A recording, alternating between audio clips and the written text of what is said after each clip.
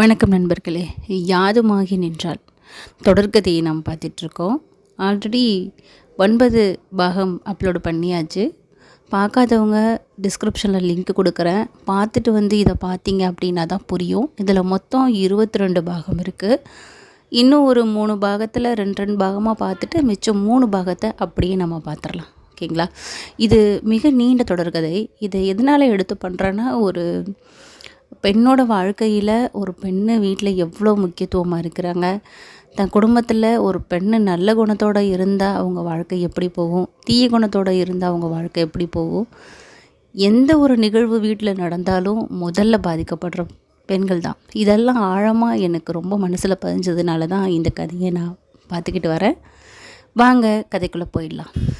ராதாவின் பதில் கணேசனை வெறிக்க விட்டது. அடுத்து அவனிடமிருந்து பேச்சே வரவில்லை. ஆனால் ராதா மிக சகஜமாய் எந்தவித பதட்டமும் படபடப்புமின்றி காஃபி போடுவதிலேயே மும்முரமாக இருந்தால் அவனுக்கு தெரியும், இப்படி ஒரு பதிலை ஆழ்ந்த வீட்டில் யாருமே விரும்ப மாட்டார்கள் என்று. ஆனாலும் அவள் ஒரு தெளிவான முடிவெடுத்து விட்டுத்தான் அப்படி பேசினாள் என்பது அவளது பதட்டமில்லாத செயல்பாட்டில் தெரிந்தது. அப்படியே கணேசனுக்கும் காஃபியை கலந்தவள், அத்தான் இங்கேயே கொடுங்க, சூடு ஆறிடப் போகுது என்றால். காஃபி சூடு எவ்வளவு வேணால் ஆறிட்டு போகட்டும் ராதா, திரும்ப கூட வச்சுக்கலாம். ஆனால் நீ மனசுக்குள்ளே இப்போ என்ன சூடாக்கிட்ட என்றான். முதலில் காஃபியை குடிங்க, நீங்கள் டிவி சீரியலெல்லாம் பார்க்க மாட்டீங்களே, இப்போ இதுக்கு அந்த கேள்வி? இல்லை, அதில் தான் காஃபி சூடு மனசு சூடுன்னெல்லாம் வசனம் பேசுவாங்க. ராதா, எப்படி இப்படி உன்னால் பேச முடியுது? அந்த பேராசைக்காரிக்காக கால் செருப்பில் இருந்து கண்மை வரை விட்டு கொடுத்துருக்க, அது எனக்கும் தெரியும். ஆனால் உனக்குன்னு அமைய போகிற வாழ்க்கையே விட்டு தரேங்கிறியே, நீ என்ன பைத்தியக்காரியா? கணேசனிடம் மிதமான ஆவேசம் வெளிப்பட்டது. அத்தான், பைத்தியங்கள் எங்கேயாவது விட்டு தருமா? சட்டையை கிழிச்சுக்கிட்டு சண்டை தான் போடும். நான் ஒரு பேச்சுக்கு சொன்னேன். ஆமாம், எந்த எண்ணத்தில் நீ இப்படி பேசின? அந்த மாப்பிள்ளைக்கு உன் தங்கையை பிடிக்க வேண்டாமா? என் தங்கைக்கு என்ன குறை? என்னை விட அவள் ராஜாத்தி. ராஜாத்தியா? தப்பாக சொல்கிற. அவளை ராஜாலின்னு சொல்லு, சரியாக இருக்கும். அத்தான், என்ன அத்தான், உன் எண்ணத்தை மாற்றிக்கோ, 10ஆம் பசலி மாதிரி நடந்துக்காத. கணேசன் பதிலுக்கு பதில் பேசினான். அப்பொழுது காலியான காஃபி டம்ளருடன் நந்தினி திரும்பி வந்து கொண்டிருந்தால், துளி கூட தந்தை இழந்த சோகம் இல்லாத முகம். மாறாக ஜெகதீஷ் தன்னை பார்த்தால் ஜொல்லுவிட வேண்டும் என்று ஆசைப்பட்டவளைப் போல மேலாக்கி சற்று சுதந்திரமாக விட்டிருந்தால் கணேசனுக்கு அது புரிந்தது. அவளை முதல் தடவையாக மிகுந்த கோபத்தோடு பார்த்தான். என்ன பார்க்குற? பார்க்காம? இது சாவு வீடு. நீ என்னமோ அழகி போட்டி நடத்துகிற இடம்னு நினச்சிக்கிட்ட மாதிரி தெரியுது. என்ன பேச்செல்லாம் ஒரு மாதிரியாக இருக்குது? என் அக்காவுக்கு பயமாக இருக்குதா? அவளுக்கு பயமா? என் கேள்விக்கு பதிலை சொல்லாமல் அவளை எதுக்கு வம்புக்கு இழுக்கிற? இல்லை, இப்படியெல்லாம் நீ பேச மாட்டியே, அதனால் கேட்டேன். இப்போ இங்கே நான் தான் பேசுகிறேன். இதில் எந்த காலத்தில் பேசியிருக்கு? எல்லாத்தையும் விட்டு கொடுத்துட்டு அப்போ கூட சிரிச்சுக்கிட்டே நிற்க சொல்லு, இது நிற்கும். ஆனால் உன்ன மாதிரி இதுக்கு தேள் கொடுக்கு நாக்கு கிடையாது. ஹலோ, என்ன விட்டால் மேலே மேலே போயிட்டே இருக்கு, அட்டங்கு. நந்தினி ஸ்டைலாக எகிற குறுக்கிட்டாள் ராதா. நந்தினி, வார்த்தைக்கு வார்த்தை பேசாமல் போய் வேலையை பாரு. சுடுகாட்டுக்கு போயிட்டு வர போகிறவங்களுக்கு வெந்நீர் போடணும், வாசலில் கால் கழுவ அண்டாவில் தண்ணீர் வைக்கணும், அரிசி உப்புமாவுக்கு அரிசியை உடைக்கணும், எவ்வளோ வேலை இருக்குது என்று ராதா நந்தினியை தள்ளிவிட்டால் அவளும் நெளிந்தபடியே விலகினாள். ஆனால் கணேசன் மட்டும் விலகாமல் நின்று கொண்டிருந்தான். புறப்படத்தான், பால் தெளிக்க போக வேண்டாமா? இங்கே இப்போ என் மனசில் முதல்ல பாலை தெளிராதா? உன் கல்யாணம் நல்லபடியாக நடக்கும்னு சொல்லு. கணேசன் அக்கறையை பார்த்து அவளுக்கு சிலிர்ப்பாகவும் இருந்தது. நடக்கும் என்றால் மெல்லிய குரலில். இப்போ இப்படி சொல்லிட்டு பின்னால் நீ மனசு மாறிடக்கூடாது. என் மேலே அடித்து சத்தியம் பண்ணு முதல்ல என்றான். அப்படியே செய்தால் அதன் பிறகே கணேசன் அகன்றான்.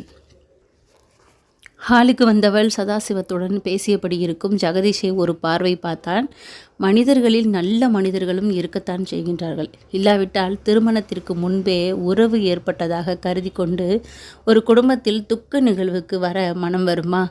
ஜெகதீஷை நெருங்கினான். மாப்பிள்ளை, சொல்லுங்கள் கணேசன், நம்ம சுடுகாட்டுக்கு புறப்படலாமா? நான் அதுக்கு தானே வந்திருக்கேன், புறப்படலாம். சதாசிவம் பெரியப்பாவும் கட்டிலை விட்டு எழுந்து வேஷ்டியை அவிழ்த்து இறுக்கி கட்டி கொண்டவராக நானும் வரேன் என்று அவர்களுடன் சேர்ந்து கொண்டார். சமையல் கட்டை விட்டு விலகி வந்து எல்லோரும் ஒரு வேனில் ஏறி கிளம்பும் வரை பார்த்து கொண்டே இருந்தாள் ராதா. ரஞ்சினி மெல்ல அருகில் வந்தாள். நந்தினி மாடி பக்கம் சென்றிருந்தால் உறவுகளும் தூர இருந்தன. என்ன ரஞ்சா? கா சொல்லு. கணேசனத்தானோட நீ பேசினதை நான் கேட்டுக்கிட்டு இருந்தேன். அவள் அப்படி சொல்லவுமே நறுக்கென்று காலை தைத்தது போல் ஊன்ற பார்த்தாள். அக்கா, நீ விளையாட்டுக்கு எதையும் பேசுகிறவ கிடையாது. அதனால தான் கேட்குறேன். எதனால் அக்கா இந்த மாப்பிள்ளையை நீ நந்தினிக்கு முடிவு பண்ணின? ரஞ்சா, அது வந்து எது வந்துக்கா? வேண்டாம்க்கா, மாப்பிள்ளை ரொம்ப நல்லவராக இருக்கார். அப்பா அம்மா 2 பேருமே இப்போ இருந்தும் இல்லாமல் போயிட்டாங்க. எனக்கு தெரிஞ்சதை வச்சு சொல்கிறேங்க்கா. இப்படி நடந்ததுக்கு வேற யாராக இருந்தாலும் விலகி போயிருப்பாங்க. ஏன்னா உனக்கு பின்னால் நாங்கள் 2 பேர் இருக்கோம். சொத்து பத்தும் கிடையாது. எங்களை கரை சேர்க்குற சுமை நம்ம தலையில் விழுந்துடும்னு நினச்சி பயந்து இந்த கல்யாணமே நின்று போச்சும்பாங்க. ஆனால் ஜெகதீஷ் ஜென்டில்மேன் பாருக்கா, நேற்று அவங்க குடும்பத்தோடு வந்தார், இன்றைக்கும் வந்துட்டார். வாஸ்தவத்தில் கல்யாணமாக இருந்தால் ஒரு மாப்பிள்ளையை அவர் தான் இதை செய்யணும். ஆனால் ஆகிறதுக்கு முன்னே பொறுப்பாக இதை செய்கிறாரு. இப்படி ஒருத்தர் புருஷனாக வர எந்த பொண்ணுமே கொடுத்து வச்சிருக்கணும். அப்படி இருக்க இப்படி ஒருத்தரை போய் நீ விட்டு தறியேக்கா. ரஞ்சினியின் விளக்கமான பேச்சு ராதாவை சற்று நெகிழ வைத்திருந்தது. அவள் தாடையை தடவி அப்படியே தன் உதட்டுக்கு கொண்டு வந்து சென்று முத்தமிட்டால் பின் பேச தொடங்கினாள். ரஞ்சா, உன்னை நான் இன்னும் சின்னவளாகவே நினச்சிக்கிட்டு இருக்கேன். ஆனால் நீ ரொம்ப பெரிய பேச்சு பேசிக்கிட்டு இருக்க. பரவாயில்லை, உனக்கு எல்லாம் தெரிஞ்சிருக்கு. எப்போ நீ இவ்வளவு பேசிட்டியோ உங்ககிட்ட இருந்து இனி இந்த அக்கா எல்லாத்தையும் பேசிடுறது தான் சரி. நல்ல வேலை, எல்லாரும் வெளியே போயிட்டாங்க. நான் சொல்கிறத நல்லா கேளு.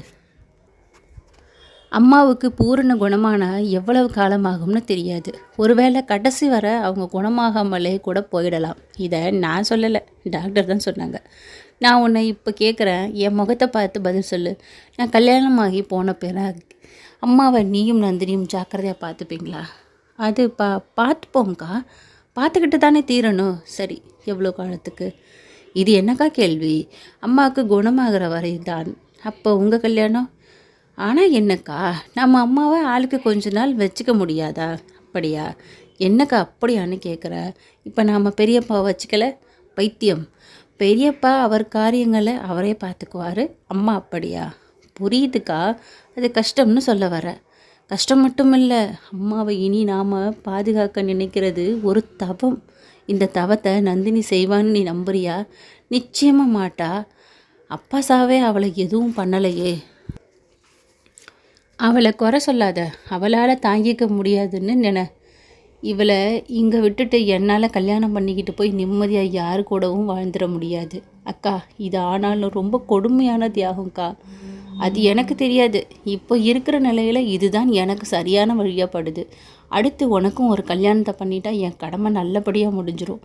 அம்மாவையும் நான் கிட்ட இருந்து கடைசி வர பார்த்துப்பேன். சரிக்கா, அப்போ நீ கடைசி வர கல்யாணமே பண்ணிக்க போகிறது இல்லையா? அதை பற்றி பேசவோ யோசிக்கவோ இது தருணம் இல்லை ரஞ்சா. அக்கா, என்னடா, உனக்கும் கல்யாணம் ஆகணும்னா உனக்கு ஆகாமல் எங்களுக்கு மட்டும் ஆகிறதுக்கு நாங்கள் கல்யாணம் பண்ணிக்காமல் இப்படி இருந்துருவோம்க்கா.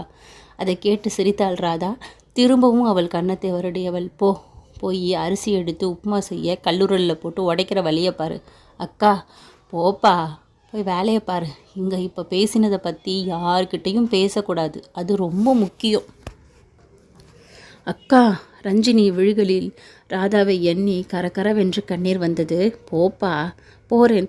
ஆனால் நான் உன் முடிவுக்கெல்லாம் சம்மதிக்க மாட்டேன், ஞாபகம் வச்சுக்கோ. ரஞ்சினி செல்லமாய் எச்சரித்து படித்து விலகினாள். அவ்வளவையும் நந்தினி ஒட்டு கேட்டு கொண்டிருந்தது தான் இதில் திருப்பமான விஷயம். அவள் முகத்தில் ஒரு பெரும் பூரிப்பு. ஜெகதீஷை அக்கா மணக்கப் போவதில்லையா? அவன் இனி தனக்கா? நினைக்கும் போதே அவளுக்கு மனசெல்லாம் இனித்தது. கூடவே பயமும் ஏற்பட்டது. நான் மணந்தால் ராதாவைத்தான் மணப்பேன், இல்லாவிட்டால் வேறு இடம் பார்த்து கொள்கிறேன் என்று சொல்லிவிட்டால், இல்லை ராதாவையே வற்புறுத்தி சம்மதிக்க வைத்து விட்டால், தித்தித்த அவள் மனதுக்குள் திகுதுவென்று தீயும் மூல தூங்கியது சுடுகாடு. அகன்ற தூங்க மூஞ்சி மரங்களின் நிழல்களில் வேனும் காரும் தேங்கி நிற்க எல்லோரும் இறங்கி கொண்டிருந்தனர். ஒரு புதிய மூங்கில் கூடைக்குள் 2 மண் கலயங்கள், ஒரு கலயத்தில் பசும்பால் இருந்தது. அதே கணேசன் தூக்கி தலையில் வைத்து கொண்டு நடந்தான். எவரையுமே சுடுகாட்டுச் சூழல் மௌனமாக்கிவிடும். நாமும் ஒரு நாள் வரப்போகிற இடம் என்று என்கிற எண்ணத்தை தரும். அதை தொடர்ச்சியான பயங்களையும் மூழச் செய்யும். குறிப்பாக சதாசிவத்தை அந்த சுடுகாடு வெறித்து பார்க்க விட்டது. வயதில் பெரியவனான தான் மிச்சம் இருக்க தம்பி முந்தி கொண்டு போய்விட்டானே என்கிற விதிவசம் அவர் கண்ணில் கண்ணீரை பீரிட வைத்தது. ஜெகதீஷை கவனித்து தேற்றினான். தாங்கி பிடித்து நடந்தான். எரிமேடையை நெருங்கிய போது எல்லாமுமே அவிந்து அடங்கி கிடந்தது. பாலை தெளித்த போது சலக் என்ற சப்தத்துடன் புகைக்கோடுகள், ஊதிபத்து புகைக்கோடுகள் மேலே மேலே எழும்பின. கருணாகரன் என்கிற மனிதர் பழுப்பு தட்டிய சாம்பலாக பரவி கிடந்தார். எலும்புகள் அங்கெங்கே கண்ணில் பட்டன. அதை தொட்டு எடுத்து களையத்தில் போட்டபோது இவ்வளவுதானா வாழ்க்கை என்றும் தோன்றியது.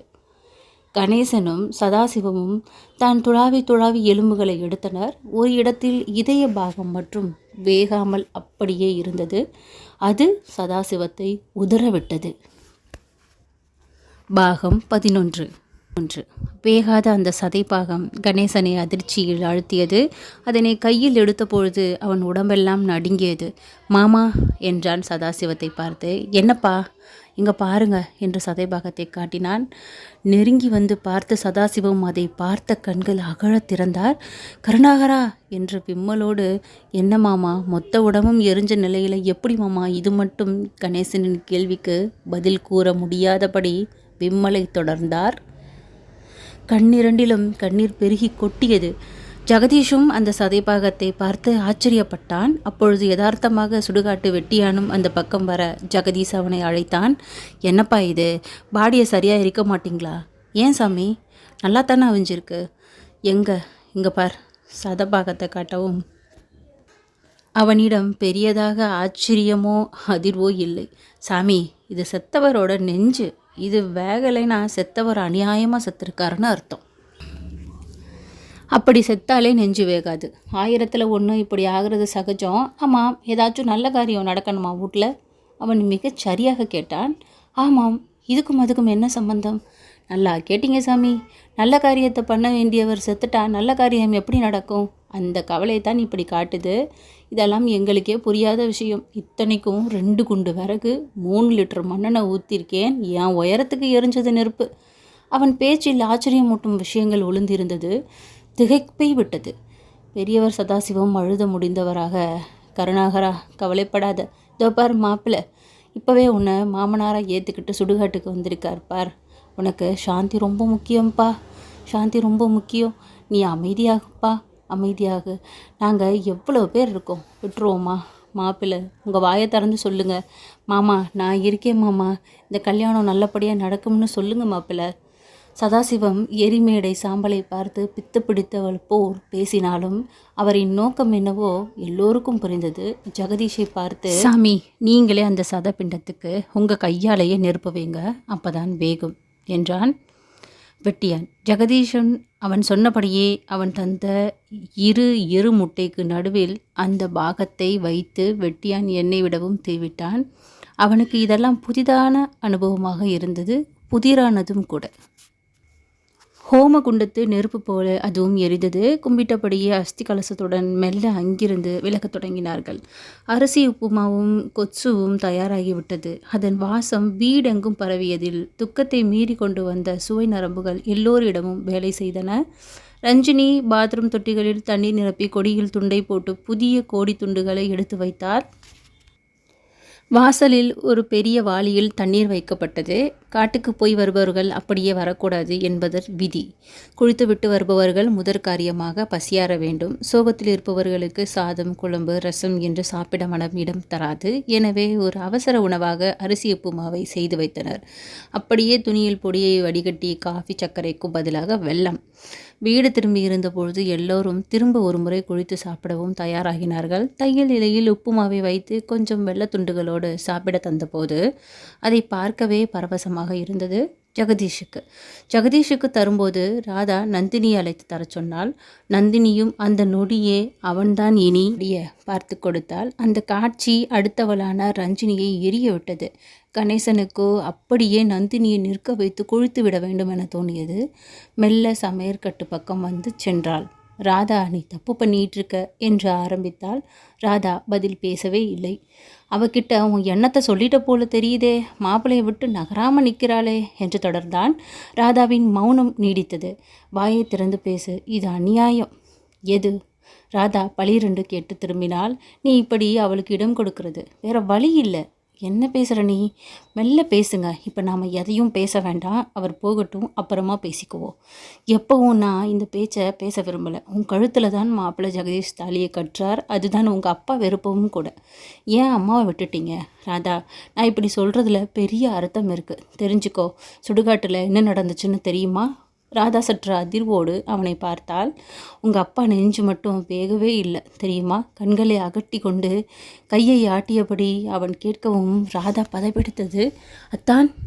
ஆமான் ராதா, மொத்த உடம்பும் சாம்பல் ஆயிடுச்சு. ஆனால் நெஞ்சு மட்டும் வேகாமல் அப்படியே இருந்துச்சு. அதை பார்த்துட்டு அந்த சுடுகாட்டு வெட்டியான் என்ன ஏதாவது நல்ல காரியம் நடக்க வேண்டியிருக்கா என்று நடுவில் செத்துட்டாரா அவ்வளவு கச்சிதமாக கேட்டான். கடைசியில் மாப்பிள்ளை ஜெகதீஷ் தான் தன் கையால் நெருப்பு வச்சு எரிச்சார். நிஜமாவா? இதில் போய் நான் போய் சொல்வேனா? அத்தான், அப்பா மனசு துடிச்சிக்கிட்டு தானே இருக்குது. அப்படி தானே அர்த்தம். பின்ன மாப்பிள்ளை கல்யாணத்தை வேண்டாம்னுட்டா என்ன பண்ணுறது? நம்ம சாவு நம்ம பிள்ளைங்க எதிர்காலத்தை பாதிக்கக்கூடாதுன்னு எவ்வளவோ நினச்சி மாமா துடிச்சிருக்கலாம். ஆனால் மாப்பிள்ளையை தன் கையால் தீ வைக்கவும் நிச்சயம் சாந்தி அடைஞ்சிருப்பார். பெரிய மாமாவும் கதறி. கணேசன் சொல்லி முடிக்க ராதா அங்கிருந்து விலகி ஒரு ஓரமாக சென்று நின்று கொண்டு ஜன்னல் வழியாக வெளியே வானத்தை பார்த்தபடி ஆஸ்பத்திரியில் லக்ஷ்மியிடம் எந்த அசைவும் இல்லை. பெரியவர் சதாசிவம் கணேசனோடு வந்திருந்தார். மூக்கில் ஆக்சிஜன் டியூப் செருகப்பட்ட நிலையில் கிடக்கும் லக்ஷ்மியை பார்த்து சரசரவென்று அழுதே விட்டார். கணேசனுக்கும் கண்ணீர் வந்தது. நர்ஸ் ஒருத்தி வந்து தூர போயிருங்க, இன்ஃபெக்ஷன் ஆகிட்டா ரொம்ப சிவியர் ஆகிடும் என்றாள். இதுவே சிவியர் தான், இதுக்கு மேலே சிவியராக என்னமா ஆகணும் கேட்டுவிட்டார் சதாசிவம். ஆனால் ஒன்றும் சொல்ல முடியவில்லை. கணேசன் அப்படியே அவரை அழைத்து கொண்டு வெளியில் வந்தான். இதெல்லாம் எந்த ஜென்மத்து பாவமோ என்றார் சதாசிவம். அதெல்லாம் நிஜமா மாமா? எதுடா? இல்லை, இந்த பாவம் புண்ணியத்தை சொன்னேன். உனக்கே இதில் சந்தேகமா? பிறகு மாமா, அத்தையும் எவ்வளவு நல்லவங்களா, இவங்களுக்கு இப்படி ஆகிடுச்சே. பாவியாக இருந்தால் தானே இப்படி ஆகலாம். அப்போ மறுஜென்மமெல்லாம் உண்டுங்கிறீங்க. உனக்கு என்னடா ஆச்சு? எதுக்குடா என்னை இப்படி இளவடத்த கேள்வியெல்லாம் கேட்டு கொடையிற? கோவிச்சுக்காதீங்க மாமா. நான் உங்களை தனியாக இப்படி கூட்டிகிட்டு வந்ததுக்கு அத்தையை பார்க்குறதுக்கு மட்டும் இல்லை, சில முக்கியமான விஷயங்களை சொல்கிறதுக்கு தான். என்ன அந்த முக்கியமான விஷயம்? கணேசன் ராதாவின் புதிய முடிவை ஒருவாறு சொல்லி முடித்தான். சதாசிவம் அப்படியே சம்பித்து விட்டிருந்தார்.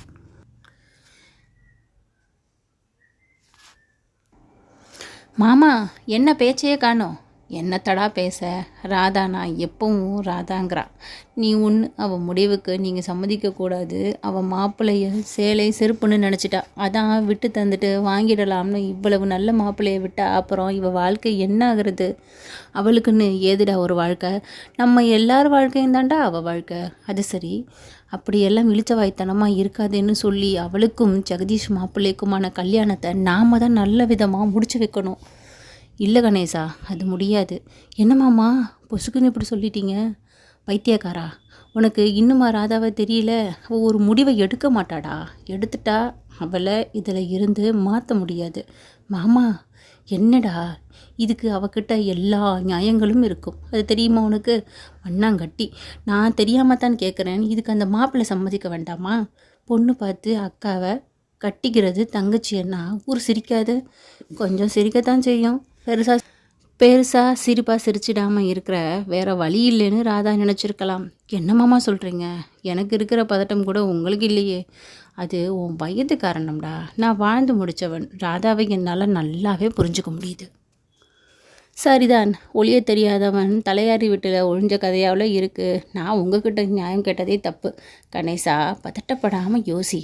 ராதா போன பிறகு அந்த நந்தினி இந்த வீட்டை ஒழுங்காக பார்த்துப்பாங்கிற? அதுக்காக காலமெல்லாம் ராதா இங்கேயே கடந்து சீரழியணுமா?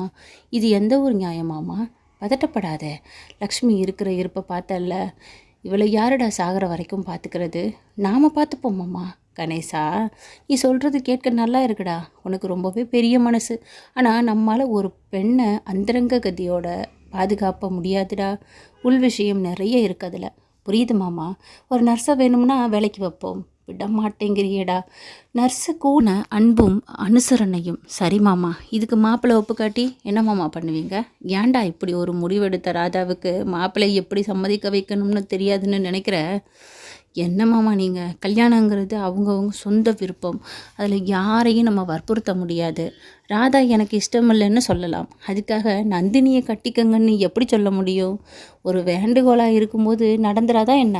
மாட்டேன்னுட்டா என்ன பண்ணுவீங்க? ராதா கல்யாணமும் நின்று இந்த துக்கம் மட்டுமே மிச்சம்னு ஆயிடாதா? கணேசனின் கேள்வி சதாசிவம் மனதில் ஒரு நங்கூரமாக போட்டது. உங்களுக்கு கதை பிடித்திருந்தால் லைக், சப்ஸ்கிரைப், கமெண்ட் பண்ணுங்கள். எனக்கு இன்னும் தொடர்கதைகள் நிறைய எடுக்கிறதுக்கு ஊக்கமாக இருக்கும். வணக்கம். இத்துடன் பாகம் 10 மற்றும் 11 முடிவடைந்தது. மீதி பாகத்தை நாம் வரும் நாட்களில் பார்க்கலாம். நன்றி, வணக்கம்.